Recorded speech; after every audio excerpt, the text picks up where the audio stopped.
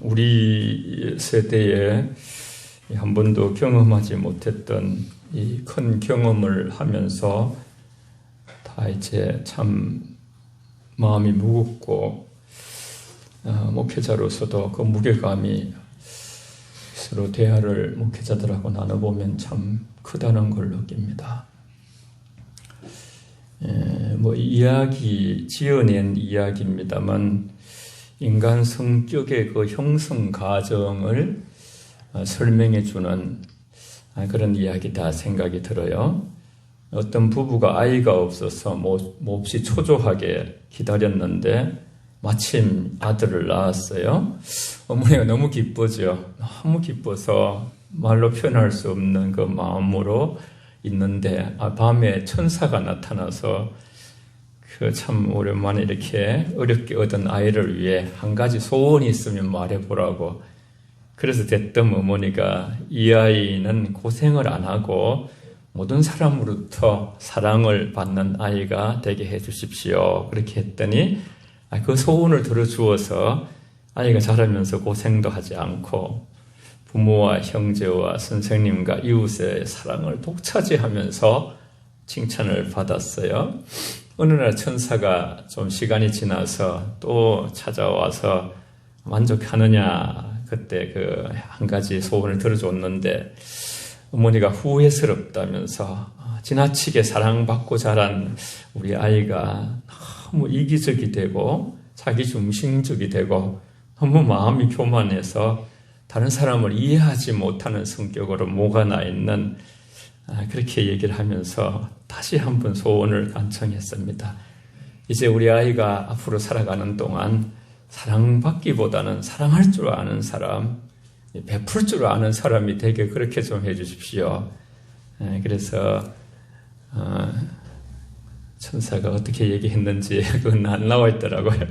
그래서 아마 그 들어주면 이제 그렇게 또 살아가는 그런 삶이 되지 않을까. 요한복음 4장 21절에서 우리가 이 계명을 주께 받았나니 하나님을 사랑하는 자는 또한 그 형제를 사랑할지니라. 형제를 사랑하는 걸 보고서 하나님을 사랑하는 것에 입증이 되는 것이죠. 우리가 무슨 하나님의 사람이라는 패스포드도 없고요. 정말 서로를 사랑하는 마음이 있을 때에 그렇게 살아갈 때에 참 하나님의 사람이구나 이렇게 마지막에도 예수님 닮았구나 하고 주님이 우리를 맞이하시겠지요. 우리가 큰 일을 했느냐 그런 것을 따지지 않고 주님을 만났을 때 정말 사랑하며 살아갔는가 하나님의 사랑이시기 때문에 그거를 묻게 되는 것이죠. 야곱의 가정은 늘 시끄러웠어요. 어려운 환경에 상처가 많았어요. 계속 상처가 서로 돌출되는데 이게 이제 한 개인이 돌출될 때보다 이 단합을 할 때 더 무서워요. 그래서 오늘 보면 이제 지금까지 이렇게 쭉 이야기가 우리는 오랫동안 예수를 믿으면서 아마 이야기들이 어떻게 전개되는가를 이제 알게 될 건데 하여튼 요셉이 형들로부터 왕따를 당했어요. 형들이 연합해가지고 요셉 하나를 고립시키고 그런데 또 아버지는 눈치가 없이 그렇게 또 이제 요셉만 더욱 사랑하는 거예요. 너무너무 요셉이 이제 아버지가 또 이렇게 라헬을 너무 좋아했고 라헬로부터 요셉이 태어났기 때문에 유독 이제 그 사랑이 다른 형제들 보기에 너무 고통스럽고 힘들었어요. 그래도 이제 야곱은 그걸 뛰어넘지 못하고 전체 그 형제들의 그 마음을 다독거리지 못하고 그래서 그런 일로 요셉이 많은 형제들로부터 미움을 받게 돼서 17살 때 이제 팔려가게 되죠. 원래는 형제들이 다 죽이려 했어요. 요셉을 구덩이에 넣어가지고 죽이자 했는데 그게 또 로벤이 일어나서 얘기하고 유다가 얘기하고 이렇게 해가지고 이제 겨우 이제 20냥에 팔려가서 아주 17살 아직 어리지요. 타향살이를 하는 그 아픔을 겪으면서 거기서 그냥 그대로 타향살이만 하면서 어떻게 살면 되는데 또 억울한 누명도 쓰게 되고 감옥까지 가게 되는 것이죠. 오늘 우리 40장 41장에 있는 본문의 그 배경은 이제 감옥살이 속에 있는 것이죠. 옥중의 이야기가 되는 것입니다. 그 전에 긴 얘기들이 이제 이어져 왔고, 세상적으로 볼 때 요셉은 17세라는 어린 나이에 부모, 조실 부모하고, 그러니까 저 어머니를 잃고, 또 아버지가 있지만은 아버지를 떠나야 되고, 거기 또 형제들로부터 미움을 받고, 또 이제 그 보디발 집에 가서, 이제 그 누명을 입어가지고 감옥에 들어가고, 완전히 이렇게, 실패한 인생, 사람들로부터, 야, 저 봐라, 하나님 믿는다더니, 이렇게 아버지 사랑받는다더니, 저렇게 해버렸구나. 그런데 성경은 다르게 말씀하고 있습니다. 우리 인간의 보통적인 사람들의 생각과 세상적인 관점과 성경은 다르게 이렇게 해석을 하고 있고, 성경은 계속해서 그렇게 말씀하고 있어요. 하나님이 함께 하심으로 요셉이 형통하였더라. 형통한다는 얘기를 얼마나 자주 하시는지 몰라요. 형통하였더라. 그래서 긴 이야기가 앞쪽에 있었고, 저와 여러분도 우리 인생을 세상이 어떻게 평가를 할 겁니다. 사람들이 그냥 가면서도 평가를 하기도 하고, 판단도 하고. 여러분, 성경을 보게 되면요, 이 반전이 일어납니다. 반전이. 하나님은 때로 그 야구장에서 9회 말 홈런을 쳐서 이렇게 역전을 시키듯이, 오늘 또 사실 사건 속에 보면 이제 요셉이 이제 부탁을 했는데, 오늘 그 말씀 읽은데 지금 열려 있죠, 그죠? 거기에 그 20절을 제가 볼게요. 제3일은 바로의 생일이라 바로가 그 모든 신하를 위하여 잔치를 베풀 때에 술 맡은 관원장과 떡 굽은 관원장에게 그의 신하들 중에 머리를 들게 하니라 그랬어요. 21절부터 23절까지 같이 새벽 기도 때 이걸 지금 하고 있는데, 이 본문은 좀 같이 또 우리 전체가 은혜를 나누고 싶더라고요. 21절에서 23절까지 40장입니다. 창세기 시작. 바로의 술 맡은 관원장은 전직을 회복하며 그가 잔을 바로의 손에 받들어 드렸고, 떡 굽는 관원장은 매달리니 요셉이 그들에게 해석함과 같이 되었으나 술 맡은 관원장이 요셉을 기억하지 못하고 그를 잊었더라. 그래요. 어떤 꿈을 이제 이들이 다 아주 이렇게 그 술 맡은 관원장, 그 왕실의 모든 그 음료 상황을 왕이 마시기 전에 미리 이제 그 자기가 입을 대서 맛을 보는 거예요. 혹시 거기에 누가 왕을 음해하려는 그런 어떤 독곡물을 탔는가 그런 것을 점검하고, 떡 맡은 관원장은 음식 전체를 다 이제 미리 자기가 이렇게 시식을 해보고, 왕 이건 들어가라, 이건 안 된다, 그렇게 이제 하는 것이죠. 맛이 쉬었다거나 무슨 어떤 위해적인 것이 있을 때요. 굉장히 왕으로부터 신뢰를 받은 사람들이에요. 이 관직이 높은 관직이에요. 우리가 아는 그 성경에 보면 느헤미야도 술 맡은 관원장이었어요. 그래서 이제 왕을 통해서 큰 일의 성전, 그런 어떤 모든 그런 그 성의 그런 걸 다 쌓을 수 있도록 그렇게 이제 도움을 받을 수 있는 그런 그 바탕이 된 것이죠. 그래서 이제 문제가 생기는 거예요. 이렇게 그 나갈 때 술 맡은 관원장은 꿈을 해석해 줬는데, 이 감옥 속에서 이제 사흘 후에 바로의 생일인데 당신의 관직이 다 이제 다시 모든 게 복직이 될 것이다. 그래서 이제 요셉이 기분도 마음에 좋고, 그러실 때 복직이 되면 저를 기억하시고 바로 왕한테 진언을 해서 제가 지금 이 억울하게 아무 이유도 없이 지금 감옥살이 하고 있는 것입니다. 저를 좀 이렇게 나가게 해 주십시오. 얼마든지 그렇게 그 은혜를 받았으니까 해줄 수 있잖아요. 그 내용을 가만히 보니까 너무 좋게 내용이 나오는 거야.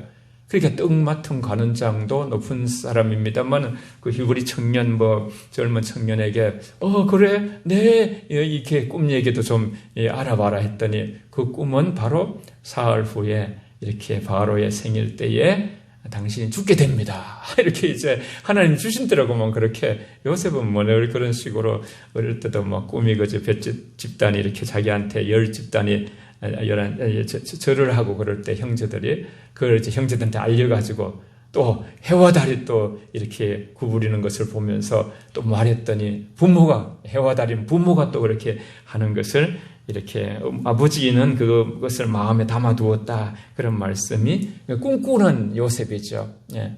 우리 영혼 가족들도 항상 이 어려운 세상을 통과하시면서 성경을 보면서 하나님 말씀의 약속을 붙들고 꿈꾸는 자들이 되시길 바랍니다. 할렐루야. 예. 우린 언제든지 성경을 보면 우리는 실족하지 않게 되고 다시 힘을 얻게 되는 것이에요. 예. 그래서 이제 거기서 이야기를 통해서 우리는 또 이런 생각도 하게 되는 거예요. 요셉이 그리스도와 굉장히 유사하게 성경에 보면 나와요. 모든 성경은 내게 한 것이다. 그렇게 예수님 말씀하셨거든요. 이 요셉의 얘기를 통해서 요셉과 함께 두 제수가 있는 거예요. 그리스도가 십자가에 달리실 때에 우리는 늘 십자가를 붙들고 주님 붙들고 우리가 승리할 수가 있잖아요. 십자가는 다 이기는 거예요. 가정에서 십자가가 적용되면 교회에서 십자가를 다 하나님 안에서 나는 죽는 거예요. 주님만 사시는 거예요. 아버지 뜻만 살아나는 것이에요. 전부 다 말씀 아래 다 무릎을 꿇는 거예요. 마음을. 주님만 영광 돌리는 그런 십자가의 세계는 어느 상황 속에서든지 우리 승리를 가져오게 되는데 거기에 두 제수가 있었잖아요. 예수님 십자가 달렸을 때 두 강도가 있었는데 한 사람은 구원을 받고 한 사람은 이제 구원을 받지 못했어요. 여기서도 두 사람 중에 한 사람은 이제 바로에게 다시 등용이 되게 되고 그렇게 복직이 되고 한 사람은 죽었죠.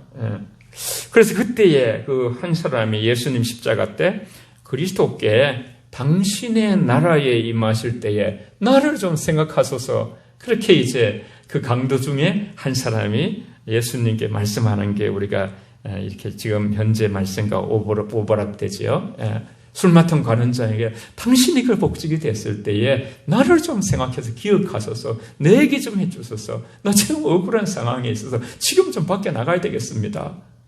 그런 어떤 솔직한 인간적인 그런 요셉의 어려움의 마음, 힘든 마음을 우리는 만나게 되는 것입니다. 그래서 문제가 아까도 말했듯이 이 문제는 이게 관직에 복직되고 덕이가 됐는데 요셉의 어떤 상황을 기억을 못하고 자기 못하고만 이제 다 이렇게 죽음으로부터 또 옥살이부터 이제 다 이렇게 해방이 되니까 잊어버리고 말한 거예요. 이런 게 참 인생의 어려움인 것 같아요.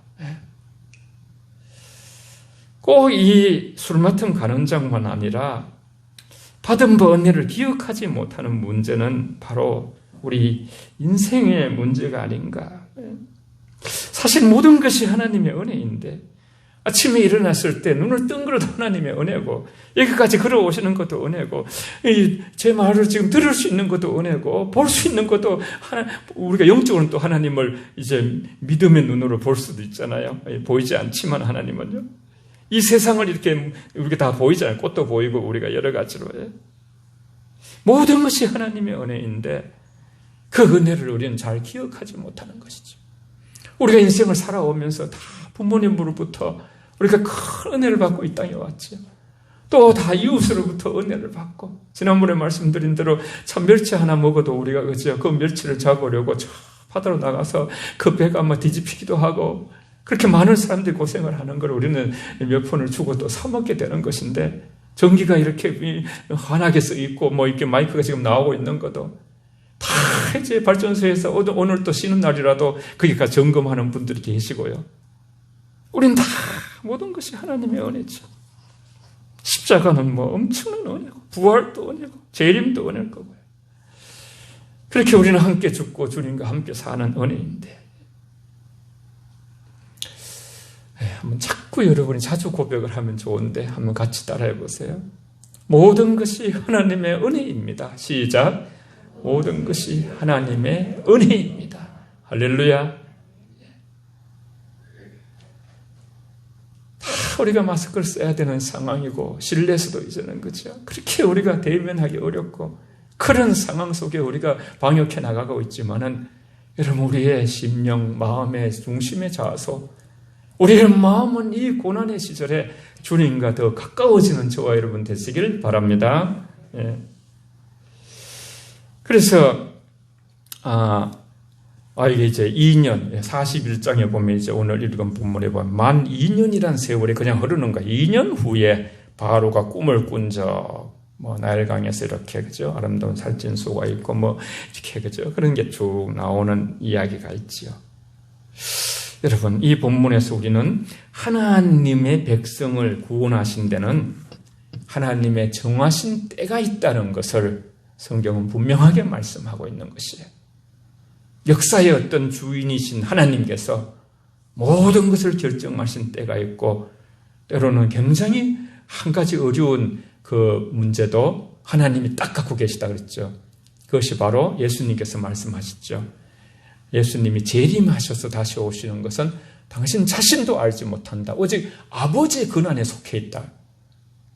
예수님도 모르고 하나님만 아시는데도 이렇게 시대에 보면 다 이단들이 이제 계시록과 그 재림을 이단이 많이 생기잖아요. 그래가지고 자기들이 다 막 이렇게 언제 온다 그런 얘기들. 참 그게 좀 깊이 바라보면요 참 웃기는 얘기입니다. 성경에서 그렇게 써놓지도 않았는데 자신들이 이렇게 자녀들은 막 그냥 그 외국으로 보내고요. 그렇게 하면서 그 다미 선교회도 옛날에 보면 언제 주님이 오신다 그렇게 해놓고선 모든 더럽고 추한 일들은 바깥으로 하고 있고 속으로 하고 있고 이런 것이 얼마나 그 이단들이 참 악한 존재들인가 그런 생각을 하게 돼요. 하나님의 시간, 자주 말씀드린 크로노스라는 매달 이제 9월달이 오고 금방 또 10월이 오고 금방 12월이 올 거예요. 우리가 아무리 노력하고 밀어내려고 막으려고 해도 또 2021년은 또 우리에게 또 오고 있고 마지막 오메가 포인트도 지금 오고 있는 것이죠. 이건 누구도 거부할 수가 없어요.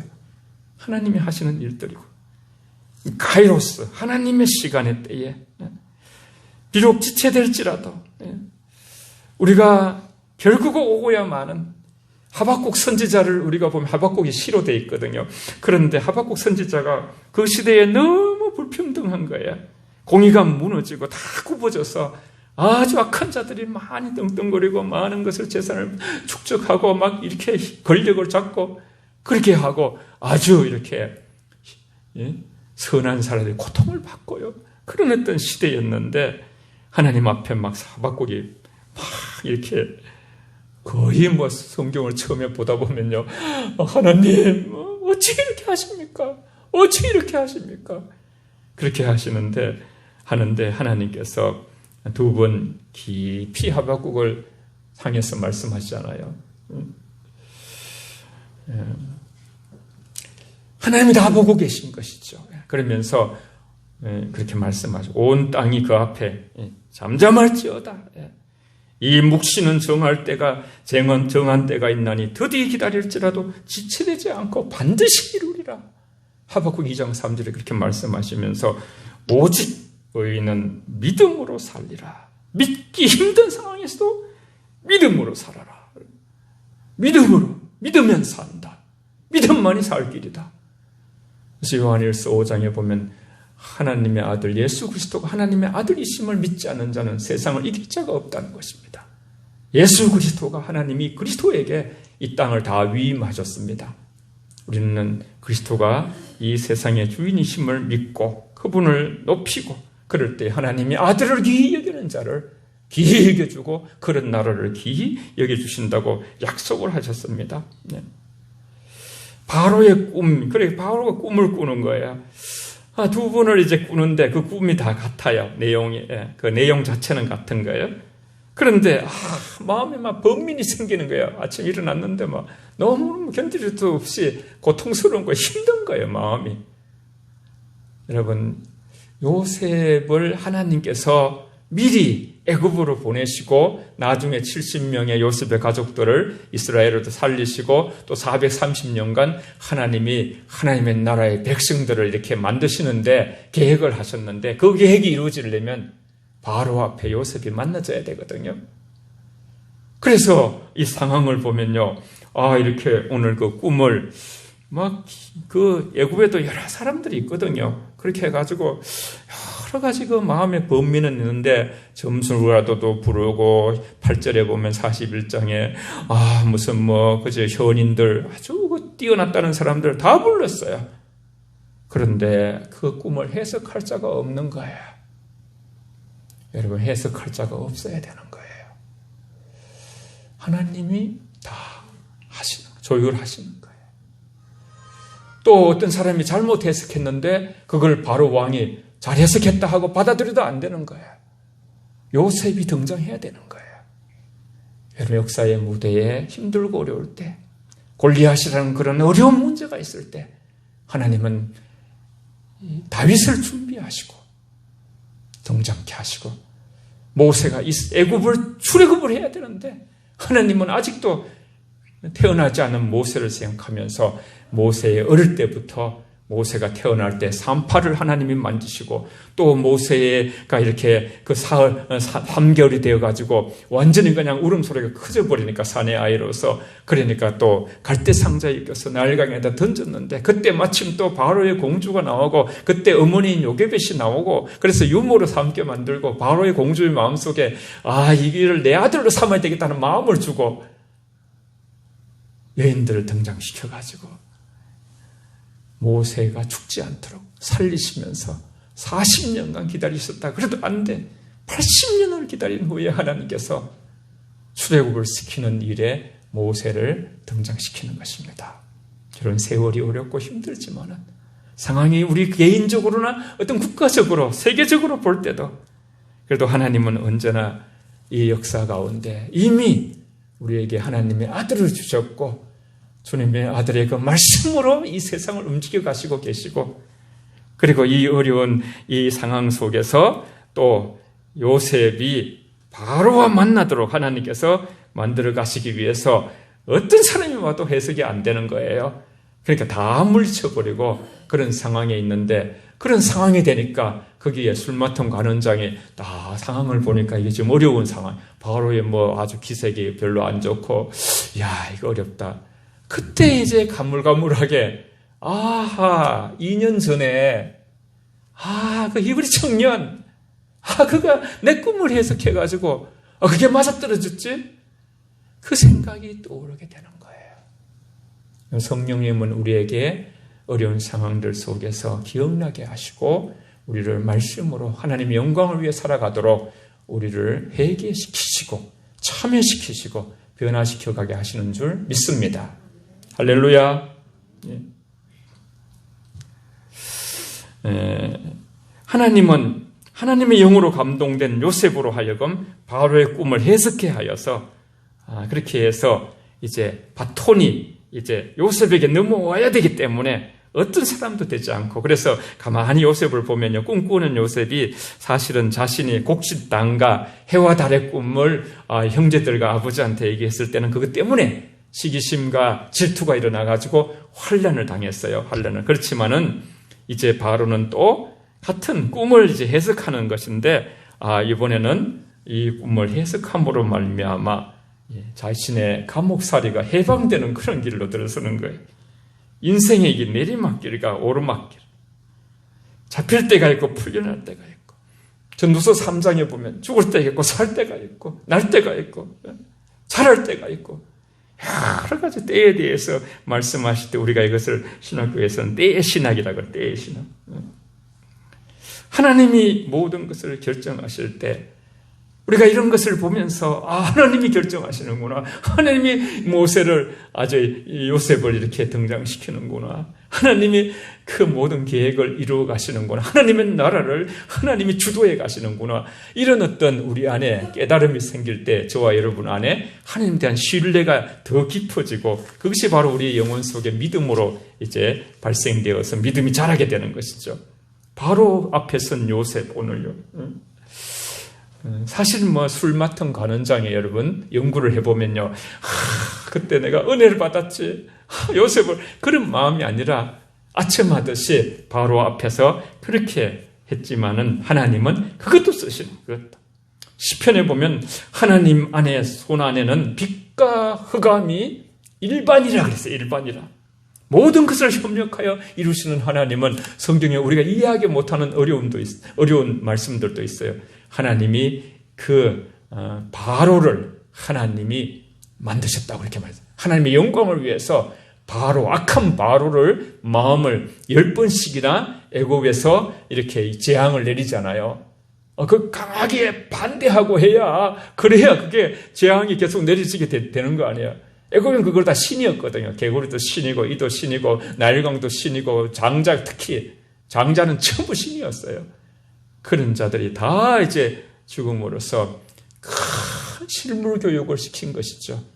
인간이 갖고 있는 모든, 지금 탐욕이 우상 숭배를 하는데 그런 모든 우상은 다 우상이다. 그런 것을 다 버려야 한다. 유일하신 하나님만 붙들어야 산다.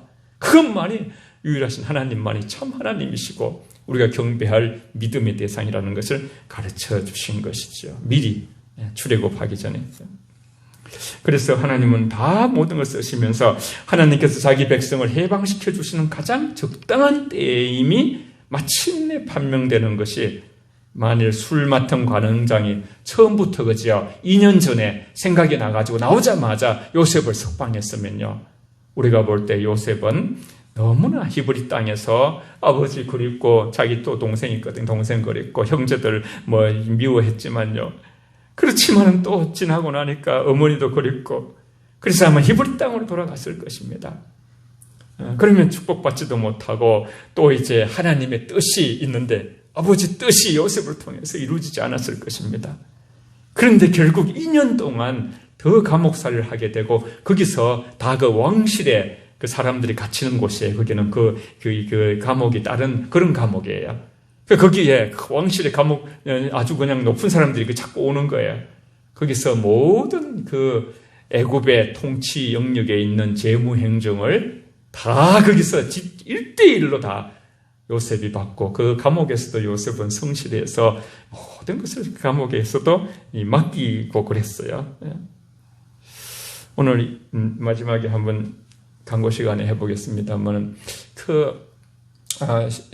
우리 주보 3면에다가 느헤미야 9장 33절을 실었는데, 우리가 당한 모든 일에 주는 공의로우시니, 그 말씀이 있어요.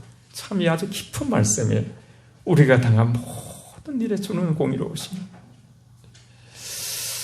이 어떤 상황이 와도, 어떤 관계 속에서도, 모든 상황 우리가 알지 못하지만 그 속에 하나님의 역사가 있다는 거예요. 요셉은 바로에게 소개되었고, 바로 앞에서 요셉은 이 영광은 내게 있는 것이 아니라 하나님이 주셔야 합니다. 그러면서 꿈 해석에 대해서도 하나님의 영광, 하나님이야. 그래서 요셉을 일컬어서 뭐라고 하냐면, 하나님이 비전인 사람. 하나님만 바라보는 거야. 하늘만 바라보며 사는 거야. 우리 어릴 때 병아리 보면요, 물 한 모금 먹고 하늘 보고, 그거 신기하더라고요. 이렇게 먹고 또 마시고, 또 하늘 쳐도, 영적이다 생각이 들어요. 영적이다.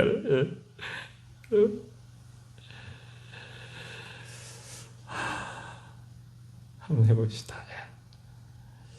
하나님을 비전으로 삼는 사람이 되고 싶습니다. 시작. 하나님을 비전으로 삼는 사람이 되고 싶습니다. 땅에 살지만. 자기 꿈을 얘기했을 때에 우리가 내용은 알죠, 그죠? 살찌남소, 파리아남소 나오는 거. 그 7년에 요셉이 해석을 합니다. 하나님이 주셨죠. 이 꿈은 7년 동안 풍년이 계속되는데 다음에 7년 동안 완전히 흉년, 기근이 닥친다는 뜻입니다. 왕이시여.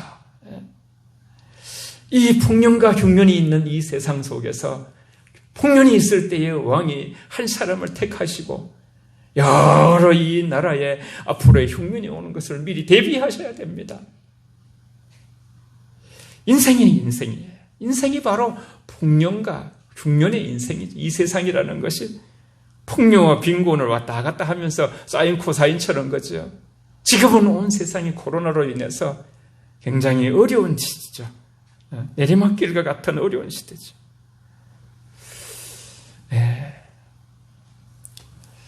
그래서 이 얘기를 우리는 통해서 이 또 인생의 이 현대의 삶을 통해서 우리는 섭리의 지혜를 알게 되는 것이죠.